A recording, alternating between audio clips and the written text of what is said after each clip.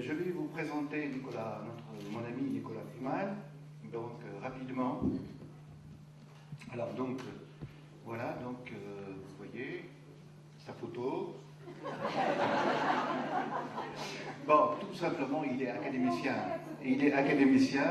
Et il a succédé à Serge Lancel, que vous connaissez tous, le grand spécialiste de Saint-Augustin. Il est professeur au Collège de France.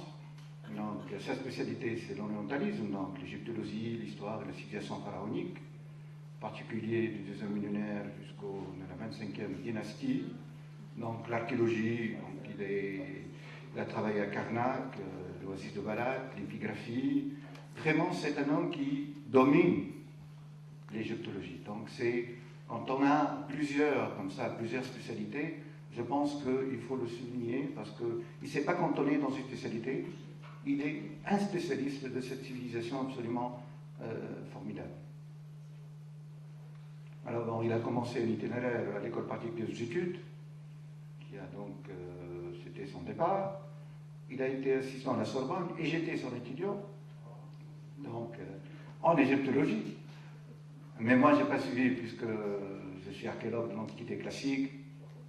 En Tunisie, il faut travailler sur le patrimoine national. Et comme c'est presque une obligation, mais je garde une attirance pour l'égyptologie, et ça n'a jamais été, donc c'est toujours dans mon esprit, et je lis ce qui se passe, et donc agrégé de lettres classiques. Il a été membre de l'Institut français d'archéologie orientale, puis il est allé à Montpellier, donc l'Université de Montpellier.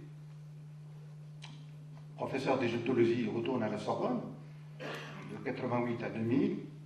Il a été donc directeur du Centre de recherche égyptologique de la Sorbonne, directeur du LFAO, donc au Caire, de 81 pendant une dizaine d'années. Donc vraiment, c'est un long bail au Caire, et donc il était dans le bain, près des sites et près de la recherche, parce que c'est comme ça que l'expérience se forge beaucoup plus, restant vivant en Égypte. Il est donc membre fondateur de plusieurs associations, l'Association internationale pour l'étude du droit égyptien antique, l'Association internationale d'égyptologie informatique. Vous savez que les premiers travaux en informatique, c'était en Égypte, les 3D sur l'Égypte et tout ça. Donc Golvin a commencé sa carrière en Égypte, avant de venir en Tunisie, de travailler sur le patrimoine romano-africain. Je continue, donc, il est membre de la fondation, plusieurs fondations, dont la fondation belge très connue, la Reine Elisabeth, et l'Egypt Exploration Society de Londres. La carrière, donc, vous voyez, directeur sur le temple de Karnak, un conseiller scientifique pour le musée de Nubie, qui est un très beau musée, qui est ouvert maintenant à la visite depuis quelques années, je crois. Superbe musée. Donc il est au Collège de France depuis 2000, professeur au Collège de France. Il a été aussi à la tête de la chaire de l'Égypte. Je ne sais pas si ça continue encore à Nice. J'ai arrêté cette année. Voilà, mais donc ça fait quand même 7 ans. Il a été correspondant de l'Institut, de l'Académie des inscriptions et des belles-lettres. Il est membre maintenant depuis 2006. Donc, je continue, responsable de la section égyptologie et informatique du 4e congrès de l'Association internationale d'égyptologues à Munich, membre de la commission consultative de recherche archéologique à l'étranger du ministère des Affaires étrangères français et représentant français de la UNESCO lors de la 8e réunion du comité exécutif de la campagne internationale pour la création du musée de la Nubie et maintenant le musée de la civilisation égyptienne. Donc les travaux de construction sont en cours actuellement. C'est un musée absolument pharaonique. Et membre correspondant de l'Académie autrichienne. Voilà. Alors, distinction, donc il a eu le prix Gaston Maspero de l'Académie des inscriptions des belles-lettres en 87. 89, il a le prix Diane Potier au reste de l'Académie française. Les publications, je pense que je n'ai pas tout mis, mais je pense que c'est une production très large, très riche, et il continue de produire, bien entendu.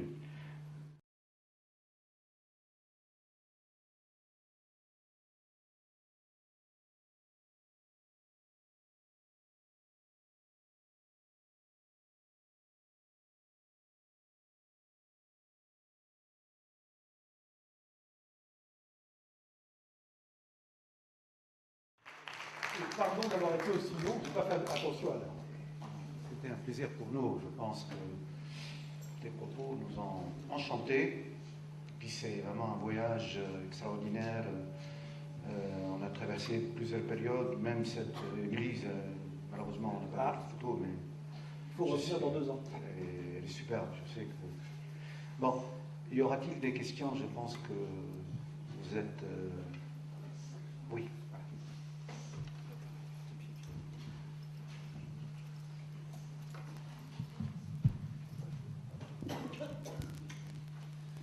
Oui, alors bonjour. J'aurais en fait une question de profane, je ne suis pas du tout historien. Je voudrais savoir une idée sur les techniques de datation actuelles en fait. Et quelles sont-elles et sont-elles vraiment fiables? Et puis j'aurais aussi une deuxième question. J'ai remarqué qu'en Égypte, là où on creuse, on trouve. Et puis on trouve des choses souvent magnifiques. J'ai l'impression qu'il y a un degré de conservation extraordinaire. Alors comment on se l'explique en fait? Même la Tunisie par exemple est très riche, mais on a du mal à trouver des choses aussi bien conservées. Alors, voilà, Bon, ça. je vous remercie pour votre question, pour vos questions. Pour ce qui est de la chronologie, c'est un sujet qui est important et qui n'est pas si facile, qui n'est pas si évident que ça, puisque j'évoquais tout à l'heure le SCEM qui s'est construit autour de l'Académie des sciences à Vienne, dont le projet premier est d'établir une datation absolue. Nous avons divers outils de datation relative. Alors, il y a bien entendu tous les outils qu'utilisent les archéologues, du C14 jusqu'à la dendrochronologie, tout ça nous faisons, bien évidemment. Mais ça, disons que ce sont des datations qui manquent de finesse. Vous avez des datations, même en compensé, qui vont au plus précis à une 2 générations, à peu près. Bon. Nous n'avons pas la chance, nous, d'avoir des corpus céramiques comme les corpus de la céramique grecque classique, qui sont très précis, où l'on peut suivre année par année, en fait, ce qui se passe. Nous avons des corpus, d'abord, que nous avons moins étudiés, parce que trop riches, comme vous le disiez. En Égypte, on trouve beaucoup de choses. Donc, il a d'abord fallu étudier les temples. Le temple de Karnak, dans lequel je travaille, quand j'en ai pris la direction il y a 15 ans, 10% du temple était publié à peine. À peine 10%. Or, c'est un lieu où passent 6000 personnes par jour. Donc, ce n'est pas non plus un petit monument. Et aujourd'hui, nous espérons, d'ici 2 ans, arriver péniblement à 50%. Le tout a été documenté, mais publié, non, on va arriver à 50%. Donc, ceci pour vous dire que la céramique on s'y intéresser de façon relativement tard. Quand moi j'ai commencé à fouiller, il y a quelques années, ça ne faisait pas partie des techniques que l'on travaillait. Donc maintenant, c'est quelque chose que l'on fait. On a les inscriptions, évidemment. La civilisation égyptienne a l'avantage d'être une civilisation bavarde, un peu comme moi, si vous voulez, diserte. Et elle est capable de fournir énormément d'éléments, puisque que ce soit par les inscriptions ou les documents, ou par tous les éléments de prosopographie. Puisque nous avons des généalogies de rois, donc qui nous permettent de caler des datations par règne et par année dans le règne, et puis dans la documentation juridique, par exemple, dans la diplomatique privée, eh bien nous avons des documents qui se calent par rapport au roi, où tel contrat va être fait en l'entend de tel roi par un tel, et donc en faisant des études de prosopographie, on arrive à recaler ce personnage par rapport à son grand-père, à sa petite-fille, etc. Et on arrive donc à avoir des grilles qui, en s'entrecroisant, donnent des éléments de chronologie raisonnables. Mais à condition de pouvoir accrocher le tout sur quelque chose. C'est tout le problème d'une chronologie relative. Comme quand vous fouillez, vous faites une stratigraphie, votre stratigraphie vous donne une chronologie relative, mais il y a bien un moment, il faut l'accrocher sur une date fixe pour arriver à faire fonctionner tout le système. Alors, c'est la question des dates fixes qui est forte. Nous avons des éléments de réponse qui sont dans l'observation de phénomènes astronomiques qui ont été repérés par les Égyptiens. Que ce soit des éclipses, que ce soit des mouvements de planètes, que l'on sait, qui ont été repérés et que l'on connaît. Que l'on peut caler sur les chronologies relatives parce que les Égyptiens, lorsqu'ils construisaient un temple, l'axaient en fonction du lever héliaque de la planète Sirius. Or, on a, par les tables astronomiques, on connaît les levées et les positionnements de ces étoiles. Donc il suffit d'être dans le temple, de voir la façon dont il est axé, et de repérer par rapport aux tables astronomiques le moment où l'axe tombait pile, si vous voulez, dans le phénomène d'équinoxe observable le 21 juin, qui était le lever héliaque du Soleil. Alors, c'est-à-dire la conjonction avec Sirius. Ça, on arrive à le faire, et puis on arrive à compenser commencer par la hauteur. Et bref, on arrive à se dire, ben voilà, tel temple a été fondé à telle époque. Là, ça marche. Ce qui est plus difficile, c'est d'avoir une date formulée en termes égyptiens que l'on puisse mettre en face. Il y en a quelques-unes. À Dendara, par exemple, on peut dater au jour près la fondation du temple. Parce qu'on a une inscription qui nous dit, voilà, ça s'est passé à telle saison, de tel roi, à tel moment, et comme on a le levé, on sait, et ça colle. On n'a pas beaucoup de dates comme ça, on en a une dizaine, qui permettent de mettre en place ces chronologies. Maintenant, le problème, c'est que le tissu n'est pas toujours serré. Le tissu peut être lâche. Il y a des périodes, je vous le disais à l'instant, pour lesquelles, vous savez, la première période intermédiaire, c'était la période qui sépare l'Ancien Empire du Moyen Empire, ça peut varier. On a 2 siècles dans lesquels on ne sait pas trop quoi mettre. Bien. Donc là, dans ces trous, ben, peut se cacher le diable, comme disait l'autre. Et c'est là où on peut avoir une marge d'erreur. De même, les séquences royales ne sont pas toujours assurées pour toutes les époques. On a l'essentiel, on a 99%, mais c'est le 1% qui peut aussi gêner. Donc on arrive à avoir une chronologie qui est relativement fiable. Disons qu'à une génération près, au deuxième millénaire, on est bon. C'est important. Autour, que se passe-t-il? Parce que l'idée, ce serait, puisque je vous ai beaucoup parlé des relations extérieures de l'Égypte, l'idée, ce serait de caler cela par rapport à d'autres civilisations. Par exemple, Ougarit, je dis, ben, l'antan de Merenta à Ougarit, ça donne quoi? Le problème est que les civilisations voisines, que ce soit Ougarit, que ce soit la Syrie, que ce soit toutes les grandes, peu importe, Kadesh, etc., bon, toutes ces grandes civilisations ont des chronologies qui n'ont pas de point d'accroche fixe, mais qui ont des points d'accroche relatifs. D'où le projet de BITAC. On s'était dit, ben, on va prendre dans les stratigraphies des éléments qui permettent, l'idée ce serait d'avoir une date commune. Or, il y a un élément dont nous pensions il y a 15 ans qu'il allait nous aider beaucoup, qui est l'explosion de Terra, l'éruption du volcan de Terra, c'est-à-dire la fin de la Crète, la fin de l'Empire crétois. Parce qu'on a une documentation, si vous voulez encore rappeler, en Égypte, abondante.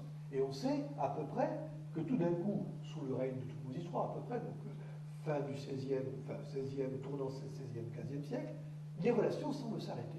Puis après, on voit arriver des gens qui ne sont pas crétois, qui sont leurs successeurs. Donc l'idée était, c'est pas compliqué, est-ce qu'on peut repérer dans toute la Méditerranée, dans les stratigraphies archéologiques, la signature du volcan? Car quand un volcan entre en éruption ou explose, il envoie des cendres, et ces cendres, elles ont une signature, elles sont spécifiques à un volcan. Donc on a lancé des grands projets internationaux, dans lesquels le CNRS d'ailleurs est entré, qui avaient pour but d'abord de collecter dans tout le pourtour sud-méditerranéen pour voir ce qui s'était passé, et de comparer avec les carottages faits dans la période glaciaire, qui eux donnent une bonne indication, car quand un volcan explose, les cendres se répandent localement, mais vous avez des projections de cendres dans les couches hautes qui redescendent après et que l'on retrouve figées dans les glaces. C'est merveilleux. Ce que je vous dis, c'est extraordinaire. Vous avez enfin la clé pour tout comprendre. 10 ans après, on est arrivé à des résultats intéressants et on a fait se rencontrer à Vienne les savants, les vrais, les purs, les durs, les physiciens, pas comme nous, les gens qui font des choses sérieuses, et puis nous. Alors, on est arrivé, on a dit, nous, on a beaucoup travaillé en stratigraphie, sur le calendrier assyrien, etc. Et on arrive à ça, ça, ça et ça. Et on arrive à faire coller les choses. Alors, est-ce que X correspondrait? Vous êtes à quoi? Aucune idée. Mais comment? Non, on n'a aucune idée, parce qu'on comptait justement sur vos stratigraphies relatives pour nous permettre de dater dans l'absolu. Eh oui, c'est tout le problème. C'est qu'est-ce que vous voulez? Le créateur n'a pas mis un baromètre à graduer en disant on est à telle époque, telle époque, telle époque. Et alors du coup, les chronologies s'entraînent les unes des autres. Et là-dedans, comme on n'a pas de point d'accroche qui soit assuré, entre des querelles. Quelle est la date de l'Exode, la date de création du temple, etc. Et selon la façon dont vous regardez les choses, vous pouvez faire bouger. Les égyptologues sont furieux face à ça. Mais nous, on a une chronologie solide, on sait que le roi machin, etc. C'est vrai, c'est vrai. Mais il est évident que cette chronologie, eh bien, il faut trouver le point de départ et le caler vraiment. Et c'est pas parce que vous avez un point astronomique. Vous savez, les périodes zodiaques, c'est-à-dire les périodes où le lever héliaque de Sirius se fait au même endroit. Ça prend 14 siècles et demi pour que ça se décale et ça revienne. Bon. Alors vous vous dites, j'en ai un, c'est donc, si j'en ai un en 3400, c'est qu'on connaissait le calendrier, on a fait l'observation. Et vous faites toutes sortes de raisonnements, qui ne sont que des raisonnements, qui ne valent pas grand-chose. Une fois que vous êtes en phase réellement du problème de datation historique, quand vous avez les documents qui font référence à ceci ou cela, je vous dis que mais quand même, on sent, là il y a eu une éclipse, grande éclipse, ils ne l'ont pas vu. Oui, mais vous n'avez pas toute la documentation. Vous avez ce qui vous est parvenu de documentation. Et vous ne pouvez pas raisonner sur la théorie. Donc vous voyez, la réponse, elle est, on a tous les outils nécessaires, on a des cerveaux qui marchent à peu près, mais ceci dit, ce n'est pas pour autant qu'on a des réponses absolues. Votre deuxième question, c'était sur, ben, vous jetez la pioche et vous trouvez, et puis pourquoi c'est si beau, et pourquoi chez nous, c'est pas aussi beau. C'est le degré de conservation. Oui. Alors, je vais vous dire une chose. Le climat égyptien, c'est sûr, est très sec. C'est une bonne chose, parce que ça conserve bien. Les premières momifications étaient naturelles. Hein. Vous n'avez pas besoin d'y travailler. Les choses évoluent beaucoup. Aujourd'hui, par exemple, on regardait tout à l'heure Luxor et Karnak. Il y a 30 ans, on était dans des milieux secs. Aujourd'hui, on a des problèmes d'humidité extrêmement graves sur les monuments eux-mêmes, à l'extérieur, dans les tombes ou autres. C'est-à-dire que l'accroissement de la ville, les cultures, l'accroissement urbain, la population d'un pays qui a plus de 70 millions d'habitants, etc., tout ça fait que énormément de choses se perdent. Ce dont on sait que ça ne bouge pas, c'est ce qui est en zone subdésertique. Où là, il est exact que la sécheresse conserve les choses. Par exemple, dans le Fayoum, on trouve dans des zones comme Tunis, on dégage beaucoup de papyrus qui sont simplement dans les décharges, qui ont été jetés. Bon. Et ces papyrus sont dans un état, ils sont tout pliés, etc., mais ils sont secs, ils ne sont pas endommagés. De même, quand vous dégagez une tombe dans laquelle personne n'est entré, qui n'a pas été violée, eh bien les choses sont en l'état pratiquement où on les a laissées, simplement parce qu'il y a eu il n'y a pas d'air qui rentre dedans, et à partir de là, il n'y a pas de raison que vous ayez les oxydations accélérées par l'humidité, etc., etc. Mais ceci dit, les monuments se dégradent comme partout ailleurs. Là où la conservation est plus intéressante et plus importante, c'est dans l'architecture de briques crues. Parce qu'il est vrai, je le sais pour avoir fouillé pendant une quinzaine d'années une ville de l'Ancien Empire, on arrive à dégager des monuments sur des hauteurs considérables. On a des monuments conservés sur 10 mètres, des étages conservés en briques crues, parce que s'il n'y a pas de précipitation, dans l'oasis de Dakhla, par exemple, j'ai vu tomber en 1978 la première pluie depuis 1937, et la pluie en question, c'était 4 gouttes. Donc c'était pas, ce qui n'empêchait pas le désert d'être vert après, mais bon, c'était 3 fois rien, et ça n'a pas endommagé les structures, qui de toute façon étaient déjà protégées pour celles qui n'étaient pas dégagées par le sable. Donc vous avez certainement cet élément, si vous voulez, qui est très fort. L'élément de l'abondance, je dirais qu'il est dû à la longueur de la civilisation, à l'occupation intense des sols, parce que la vallée du Nil, c'est pas grand quand vous y réfléchissez. Quand vous avez 4 millénaires, plus, sur les périodes postérieures, 5 à 6 millénaires d'accumulation humaine, ben ça représente beaucoup d'objets. Et dites-vous bien que nous n'avons accès pratiquement que très peu à toutes les couches qui sont les couches chrétiennes et médiévales. C'est pour ça que je vous ai montré Baoui tout à l'heure. Mais si vous allez en Thébaïde, si vous allez sur la rive ouest, tout le monde connaît Medinet Habu, le temple de Medinet Habu. Un joli temple pharaonique. Ce temple était entièrement recouvert par la ville de Djebel, qui était l'évêché de la zone. Vous avez 15 mètres d'accumulation de vie médiévale et chrétienne qui ont été enlevés, pas au bulldozer parce que ça n'existait pas alors, mais qui ont été enlevés sans être fouillés pour accéder aux périodes pharaoniques. J'ai le plus grand respect pour des gens comme Mariette, sans qui nous ne saurions rien. Mariette a dégagé les monuments en enlevant tout ce qui masquait la couche pharaonique. Donc tout ça, ça a complètement disparu. Alors aujourd'hui, on fouille ça avec grand soin, bien évidemment. Les temps ont changé. Mais dites-vous bien que là où vous avez une information énorme qui a disparu. Alors je suis désolé d'en rajouter encore une couche, mais il y en a encore plus que ce qu'on trouve. Une autre question.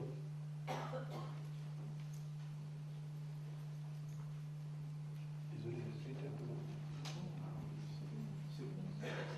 long. Merci. Professeur, j'ai 2 petites questions à vous poser. L'une qui se rapporte à la conférence et la deuxième, elle se rapporte à moitié. Alors la première, au niveau des 2 théories de la construction des pyramides, alors on a la théorie classique de la rampe extérieure, comment on arrivait à construire les pyramides, et la deuxième théorie qui a été mise en évidence il n'y a pas longtemps par Jean-Pierre Houdin, Dassault Systèmes et le mécénat d'EDF au niveau de la pyramide, de la rampe intérieure, c'est-à-dire construire la pyramide de l'intérieur vers l'extérieur. Donc ça c'est ma question, on ne sait plus où on en est. Pendant des dizaines d'années, des décennies, on croyait que les rampes étaient de l'extérieur, maintenant on arrive avec une nouvelle théorie. La deuxième question, s'il vous reste du temps pour la développer, c'est au niveau, puisque vous avez évoqué les pharaons noirs, donc la dynastie de Méroé, plus ou moins, est-ce qu'on peut parler de certaines momies noires qui ont été trouvées lors des fouilles, des momies noires? Monsieur, je vous remercie pour vos deux questions. Alors je vous rassure tout de suite pour ce qui est des pyramides. J'ai pris mes courriers électroniques chez mes amis il y a 48 heures et encore quelqu'un m'a proposé un manuscrit avec une nouvelle théorie sur les pyramides. J'en reçois 8 à 15 par an. Donc, de ce point de vue-là, vous n'êtes pas au bout de vos peines, vous en aurez d'autres. Pour ce qui est de la théorie, M. Jean-Pierre Houdin, elle repose sur un postulat que je dirais être un postulat d'ingénieur. Je n'ai rien contre les ingénieurs. Il consiste à dire, si c'est possible, c'est que c'est vrai. Alors ça, si on présente comme ça, Le Pen pourrait être président de la République. Dieu merci. Donc là, vous voyez, il y a déjà sur le plan logique quelque chose qui est un peu une faiblesse. Pour ce qui est de la théorie spécifiquement de M. Houdin, qui est une théorie intéressante, amusante, je dirais, elle repose, comme vous l'avez dit, sur la conception de couloirs latéraux qui auraient permis les mêmes. Le problème, c'est que cette pauvre pyramide de Khéops, on l'a radiographiée, échographiée dans tous les sens, radarisée, etc. Ces couloirs, ils n'existent pas. On ne les a jamais trouvés. Je vous assure que s'ils étaient comme les décrit Jean-Pierre Houdin, ça se verrait. On trouve des cavités autrement plus petites. Ayahuasca travaille sur des cavités de 20 cm et 20 cm, très loin et qui sortent. En plus, si vous avez regardé d'à peu près ces choses-là, il a besoin de plateformes de manœuvre aux angles qui, comme dit l'autre, vont laisser des traces aussi et qui ne sont pas là. C'est très intéressant, si vous voulez. Il a joué avec un beau joujou, qui est un joujou de modélisation. Nous avons tous fait ça dans les premiers temps de l'informatique. Mon ami Tahar le rappelait tout à l'heure, c'est vrai. Mais ceci dit, comme beaucoup de gens qui ont fait comme lui, M. Houdin n'a pas du tout, mais pas du tout, pris le conseil ou la tâche de quelque égyptologue que ce soit. C'est-à-dire qu'il ne s'est à aucun moment posé la question de savoir d'abord s'il y avait des sources qui en parlaient, et puis si ça correspondait à ce que les Égyptiens décrivaient. Or, on a plein de descriptions sur des pyramides. Donc déjà, le fait simplement d'ouvrir un livre qui est en vente dans le commerce lui aurait permis peut-être de modifier quelques éléments. Mais il n'est pas le seul.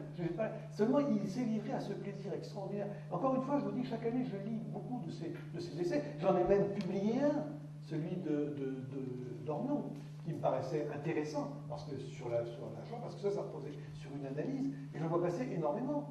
Et à chaque fois, vous vous dites, oui, tout cela est très intéressant, mais évidemment, il y a une faille à un moment. Et le problème de ces découvreurs, quels qu'ils soient, c'est qu'ils veulent prouver leur théorie.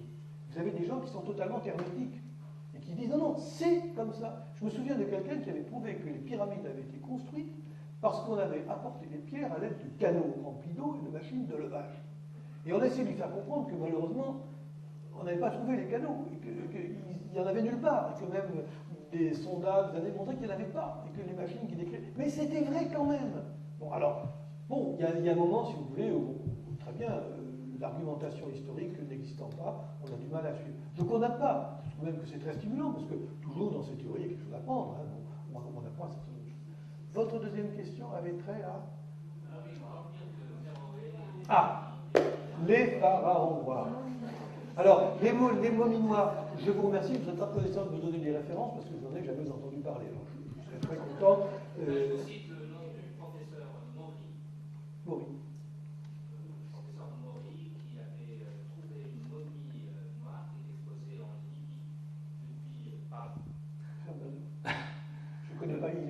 Oui, d'accord. Moi, je l'ai rencontré il y a à peu près 4 ans. Il est italien, donc il a fouillé dans la vallée de Tachina. Oui, il a trouvé une momie noire en Libye. Oui, elle est visible. Oui, mais... Elle est noire. Oui, elle est visible. Elle est visible. Oui, non, mais je ne doute pas.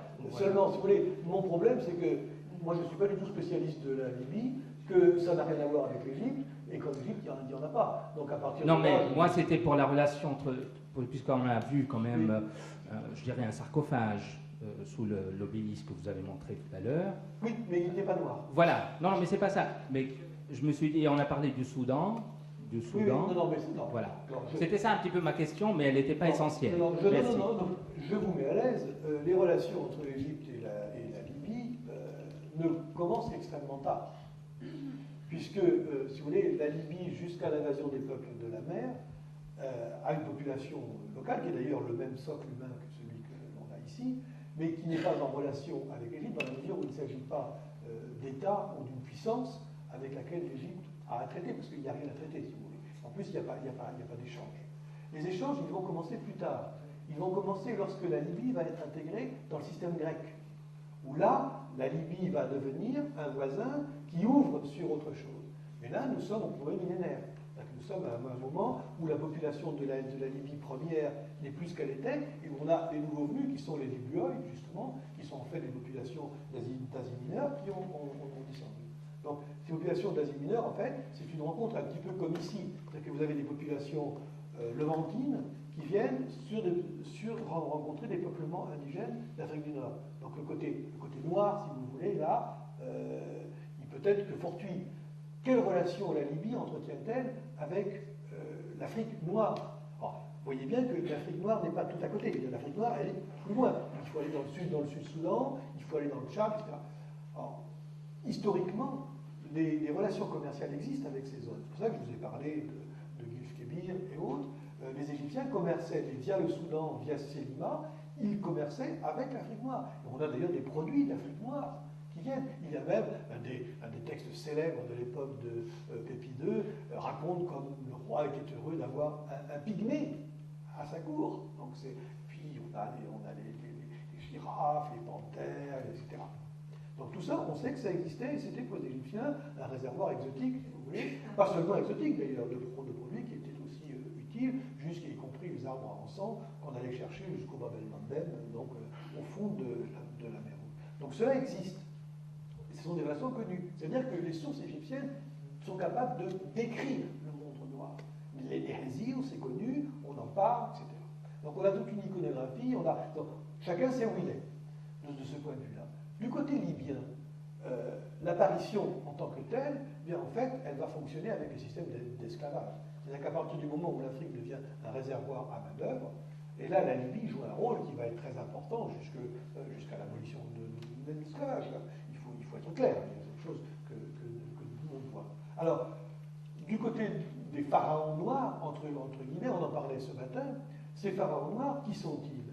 Ils sont en fait des populations de la vallée du Nil, qui sont les Soudanais actuels. Si vous allez à Khartoum, les Soudanais que vous verrez sont très peu différents des Égyptiens. Ce ne sont pas des Noirs, ce ne sont pas, je dis le mot sans déformation idéologique, ce ne sont pas des nègres, si vous voulez.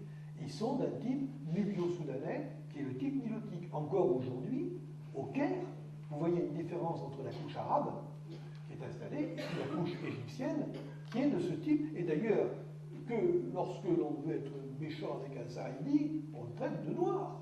Hein. Et quand vous regardez les reliefs à l'époque pharaonique, ce sont ceux-là que vous voyez. Ils sont d'un type que l'on qualifierait aujourd'hui de type nubien. Or, ces pharaons, Taharqa et autres, ne confondez pas les pharaons de la 25e dynastie, on est à ce moment-là, plutôt, on est au milieu du premier millénaire avant notre ère, et les pharaons héroïtiques qui sont contemporains de l'époque romaine. Hein. Il y a quand même un certain... Mais ce sont les mêmes, hein, ce sont les héritiers des uns et des autres. Ce qui se passe au milieu du premier millénaire, c'est que les pharaons de Djebel Barkane, ce sont en fait d'anciens colonisés qui ont été égyptianisés un millénaire avant, et qui, c'est un peu comme la France et le Canada, si vous voulez. Les Français du Canada se sentent souvent plus français que les Français. Moi, je me souviens un jour d'un collègue canadien qui c'était exprimé en français, et moi je me croyais très malin de le reprendre en lui disant non, ce que tu as dit c'est pas correct. Il m'a regardé, il m'a dit dis donc, toi tu es français, moi je suis francophone.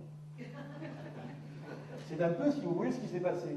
Et on voit se développer au Djebel Barkane toute une politico-religieuse qui est d'une orthodoxie égyptienne extraordinaire. Et quand le pharaon noir, entre guillemets, Pianki, vient conquérir l'Égypte, il vient restaurer les cultes d'amour au nom de l'orthodoxie égyptienne, parce que pour lui, l'Égypte est tombée aux mains d'étrangers. L'étranger, c'est les types du delta. Alors, vous voyez, on a quand même, c'est très relatif, comme dit l'autre, on est toujours le belge de quelqu'un. Hein. Bon. Donc là, il y a quelque chose qui est complètement à côté des définitions que l'on a plaquées depuis. Or, ces définitions, on en reparlait à propos de Cher Antaniop ce matin, ces définitions que l'on donne, elles sont en fait des définitions polémiques qui permettent d'affirmer une historicité plus longue des éléments africains, de façon à rétablir un peu la balance vis-à-vis de la culture classique, etc.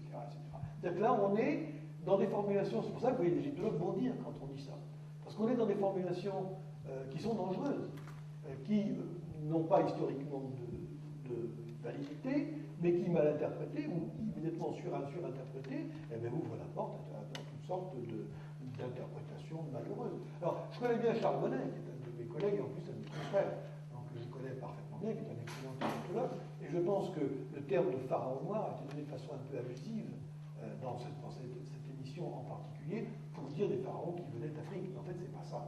C'est des pharaons qui viennent du Soudan. Et aller expliquer à un Soudanais qui est noir, qui est actuellement à Khartoum, il risque de ne pas le prendre très bien. D'ailleurs, malheureusement, les pauvres gens du Darfour le payent très très chèrement à ce moment-là. Est-ce qu'il y a une autre question? Oui. Oui. Merci, monsieur le professeur, pour votre belle communication. Je voudrais, s'il vous plaît, rapprocher le courant créationniste justement de votre réflexion sur la datation. Et là, le problème qui m'intéresse, c'est la datation, mais sous forme d'âge géologique. En ce sens que vous avez des concitoyens scientifiques français, je citais, et de mémoire, Jean Rostand, qui sont contemporains, biologiste, qui dit, lui, qui a écrit que la théorie de l'évolution est un conte de fées pour les grandes personnes. Ensuite, vous avez aussi un second concitoyen, toujours vivant, le docteur Brouillard, qui a écrit un ouvrage, La théorie de l'évolution en crise. Un troisième scientifique, mais celui-là, australien de Sydney, a dit que cette théorie d'évolution n'a pas de base scientifique et qu'elle est, comment dirais-je, impropre à la recherche. Ce qui fait que ces scientifiques-là ont créé le fameux courant créationniste que j'ai cité. Alors, ma question est très simple. Comment vous, en tant qu'historien, paléontologue, etc., pourriez-vous rapprocher la théorie de l'évolution avec ce que je dis là, archéologie, philologie, histoire? Je précise, et j'aurais dû le dire avant, Sénèque disait que le langage d'un expert n'est compris que par un expert. Personnellement, je ne suis pas cet expert et je n'ai pas honte de vous le dire. Merci. Merci, monsieur. Je vous remercie pour votre question qui est complexe, difficile. Vous savez, mes compétences en paléontologie tiennent sur un tout petit tableau de poste. Je ne suis qu'un modeste égyptologue, en plus qui essaie d'utiliser des techniques diverses. J'ai, comme beaucoup de mes collègues, été destinataire, il y a quelques semaines, d'un énorme ouvrage édité à grands frais par un pays que je ne nommerai pas, et dans des intentions qui sont parfaitement évidentes, qui, dans un luxe iconographique, démontre que l'évolution de l'humanité est une foutaise, etc. Je ne vais pas entrer dans une querelle darwinienne, et je n'ai pas non plus l'intention de faire du militantisme religieux, mais ce que je peux constater, moi, qui ne suis pas dans les sphères que vous venez de décrire, moi je prends le monde en marche, il existe, et je le livre relativement en bon état à la fin de la période dont je m'occupe. Je ne peux donc pas entrer dans ces considérations.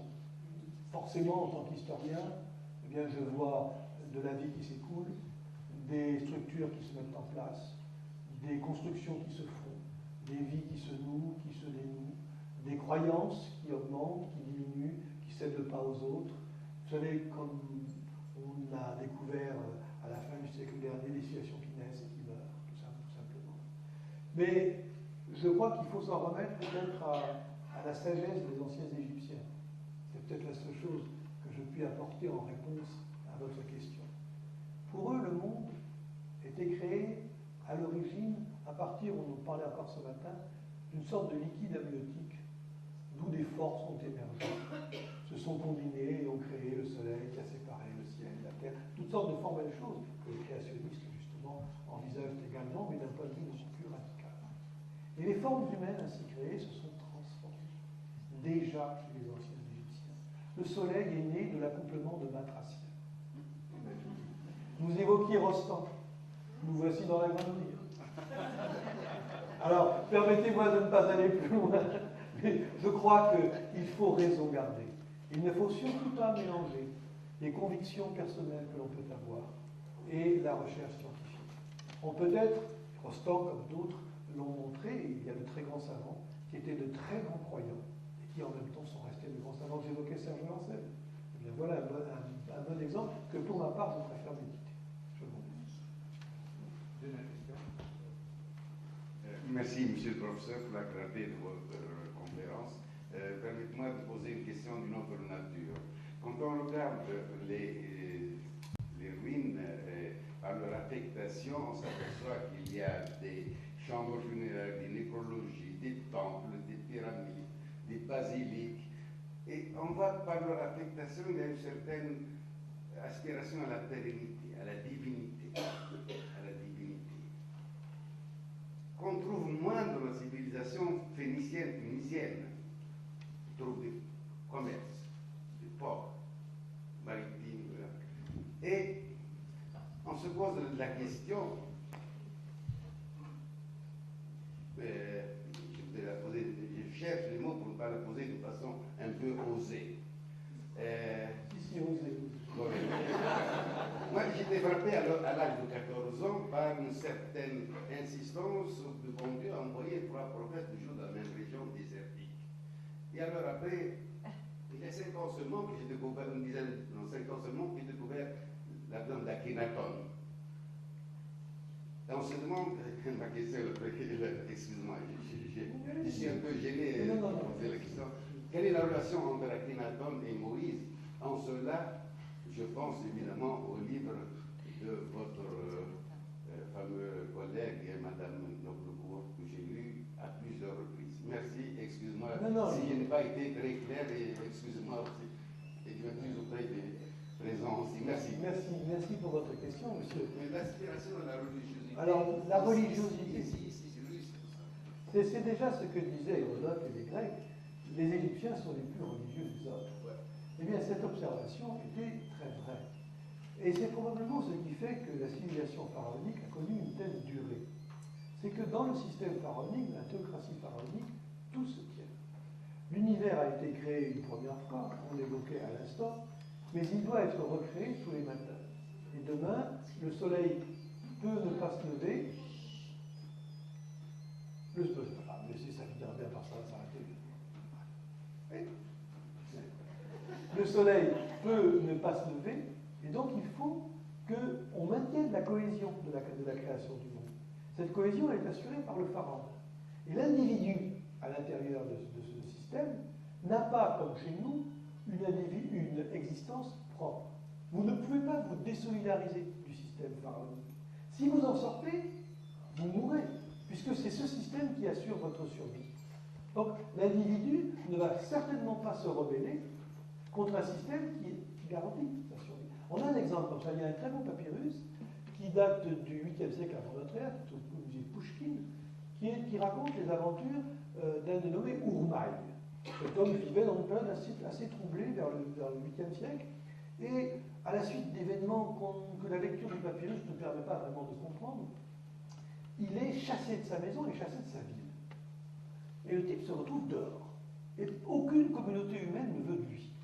Donc il s'en va, il commence à errer. Alors il raconte son errance dans l'Égypte, et puis il est rejeté de partout, et il arrive dans l'oasis de Kharga, dans le désert libyque. L'oasis, ce n'est pas un endroit très riant. D'ailleurs, encore récemment, elle servait de bagne, c'est oui. Bon. C'est peut-être pour ça qu'on y a envoyé fouiller. Bon. Et donc, il arrive à cet endroit-là, et il a un cri de désespoir. Et il écrit « Je vais mourir ». Et il a une formule qui est très frappante. « Car, dit-il, qui se soucie d'un morceau de viande abandonné au coin du désert ?» C'est terrible comme formule. Il est déjà mort parce qu'il n'est plus dans le système. Et cet homme n'a qu'une hâte, qu'un souhait, c'est d'être réintégré. Et il pleure, il écrit, mettez-moi en prison, mais gardez-moi, ne me jetez pas. Parce qu'il n'y a pas de survie pour lui. Le célèbre Sinoué. Sinoué, partant dans son errance jusqu'en Syrie, il revient mourir en Égypte. Car s'il ne meurt pas dans le système égyptien, il ne connaîtra pas cette extraordinaire immortalité qui est simplement la reproduction de la vie d'ici-bas. Il faut croire que les Égyptiens aimaient la vie pour imaginer l'immortalité comme une indéfinie continuation de la vie qu'ils menaient. Donc la religiosité, si vous voulez, elle est consubstantielle, puisque le système politique dépend du système théocratique. Alors, une fois que vous avez intégré cela, vous comprenez pourquoi le système n'a pas changé en 4 millénaires, malgré des heurts, des révolutions, etc. Et vous comprenez aussi pourquoi le monothéisme, au sens où nous l'entendons, n'a pas existé en Égypte. On en a reparlé ce matin aussi, parce que bien évidemment, c'est un sujet qui passionne tout le monde, ce que je comprends très bien. Mais Akhenaton, quand il a pris le Aton, n'a pas supprimé les autres dieux. Il a simplement mis à la tête, au lieu d'un nom, Aton. Mais tous les autres étaient là. Les temples continuaient à fonctionner, les gens se faisaient enterrer dans les croyances osiriennes, etc., etc. Donc là, rien n'a changé, si vous voulez. Et le psaume 104, que l'on évoquait encore ce matin, sur lequel on s'appuie, pour le comparer à l'hymne à Akhenaton, en disant, et vous avez dans les deux, quand le soleil apparaît, ou quand Dieu apparaît, les oiseaux s'animent, etc. On se dit, mais c'est la même chose. Oui, mais il y a un hymne à Amon qui dit exactement la même chose aussi. C'est-à-dire, c'est la puissance divine qui est génératrice de toute vie. Donc, de ce point de vue-là, la question du monothéisme, je dirais, elle ne se pose pas pour nous, elle ne se pose pas pour les Égyptiens, elle se pose pour nous. Parce que nous nous définissons par rapport au monothéisme. Mais les Égyptiens ont toujours eu un panthéon hiérarchisé, comme la société était hiérarchisée avec à sa tête un pharaon. C'est nous qui l'avons inventé après cette relation. Et quand vous dites, quelle relation peut-il y avoir avec Moïse? Aucune. Historiquement, aucune. Mais quand je vous dis historiquement aucune, je suis même déjà outrecuidant. Parce que non, parce qu'on a, en gros, si vous voulez, on date l'épisode de l'Exode au plus haut dans les probabilités, qui ne repose pas que sur de la documentation, qui repose aussi sur l'archéologie, etc.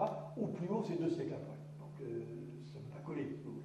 Mais même ça, je dirais, le problème n'est pas là. De cela aussi, nous avons parlé ce matin. Pour les Égyptiens, c'est un non-fait. Pour les Égyptiens, l'Exode, qu'est-ce que c'est?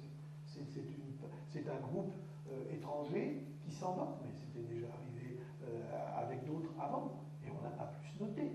Mais en revanche, pour ceux qui sont dans le monothéisme, bien évidemment, il se définit par rapport à un existant, par rapport à un environnement.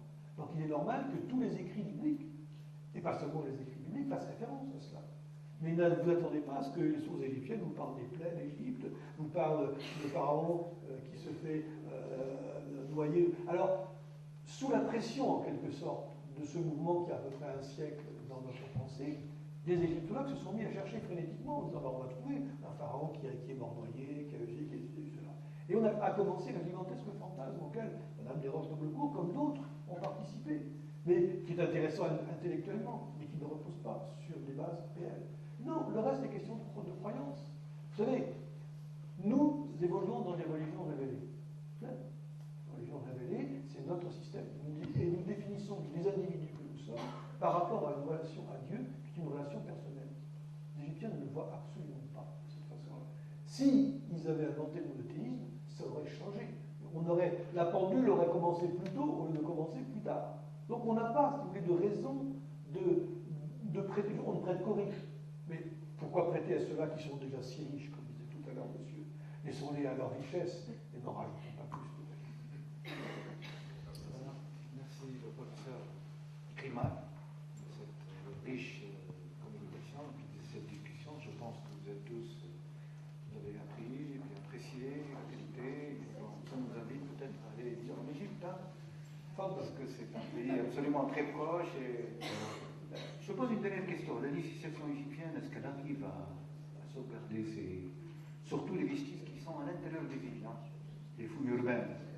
La législation égyptienne, la loi sur les antiquités, qui a été renforcée encore récemment, est très stricte.